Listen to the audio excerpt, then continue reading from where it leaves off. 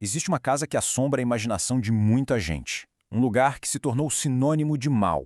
Mas nesta análise, a gente vai descobrir que a verdade por trás das paredes, bom, ela pode ser muito mais assustadora do que qualquer fantasma. A lenda de Amityville não começou com um sussurro do além. Na verdade, ela nasceu do sangue de uma tragédia real, uma noite de violência tão terrível que manchou essa casa para sempre. Parte 1. O pecado original. Antes de qualquer história de fantasma, antes da fama, morava ali uma família. E antes da lenda, aconteceu a chacina que deu origem a tudo isso. Era 13 de novembro de 1974. Enquanto a vizinhança dormia um sono tranquilo, a escuridão tomou conta da casa. Um por um, os membros da família DeFeo foram silenciados para sempre, em suas próprias camas. 6 corpos, um rifle de alta potência e um silêncio absoluto.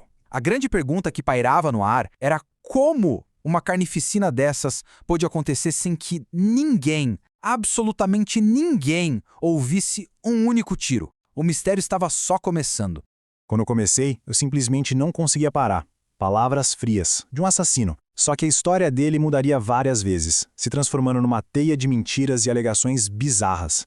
A mais perturbadora de todas, que não foi ele, mas sim as vozes da casa que puxaram o gatilho.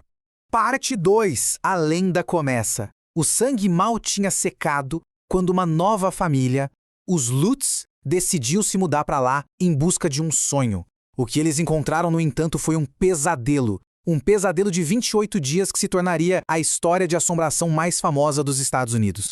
Eles compraram a casa dos sonhos, por um preço que era uma verdadeira pechincha. Mas, em apenas 28 dias, fugiram no meio da noite, largando tudo para trás. A justificativa? Eles não estavam sozinhos naquela casa. O que eles descreveram parecia um verdadeiro inferno. Lodo verde escorrendo pelas paredes, sabe? Enxames de moscas em pleno inverno. Uma voz demoníaca gritando, saiam! A cada noite que passava, o terror só aumentava, levando a família à beira da loucura. Parte 3. Fato ou ficção? A história dele se espalhou como fogo, deixando o país em pânico. Mas, em meio ao caos, algumas pessoas começaram a fazer perguntas. E as respostas que elas encontraram, essas respostas começaram a desmontar a lenda, peça por peça.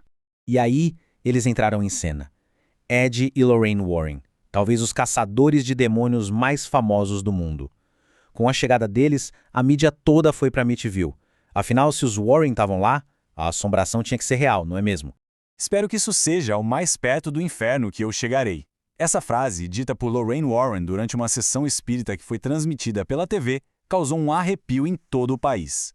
A casa não estava apenas assombrada, ela estava amaldiçoada.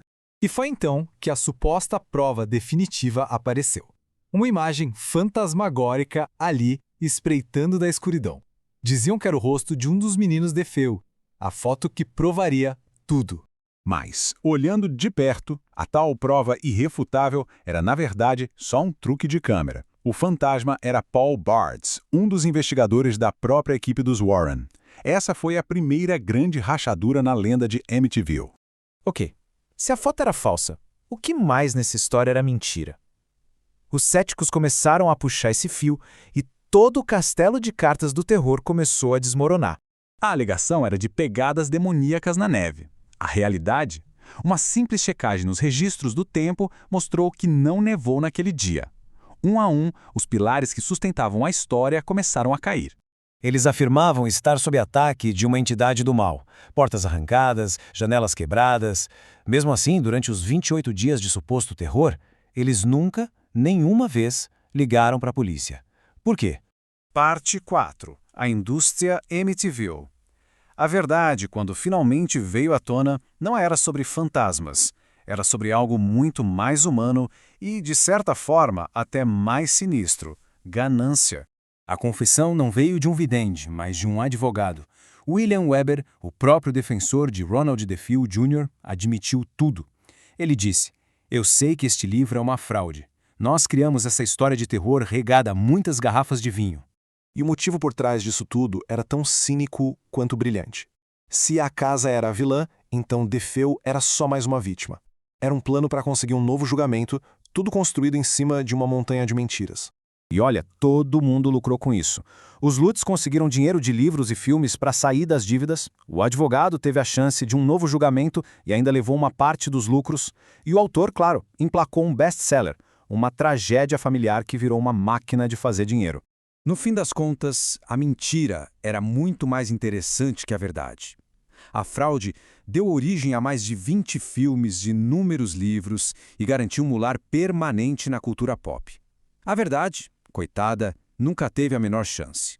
E a casa, o epicentro de todo esse terror?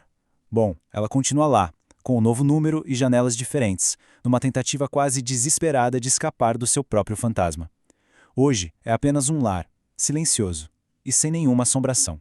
Então a gente fica com a pergunta: qual é o verdadeiro horror de Amityville? É um fantasma que nunca existiu? Ou é a tragédia real, a morte de 6 pessoas, que foi esquecida e explorada por uma história de terror muito lucrativa? Talvez o maior mistério não seja o que aconteceu naquela casa, mas por que a gente escolheu acreditar na mentira.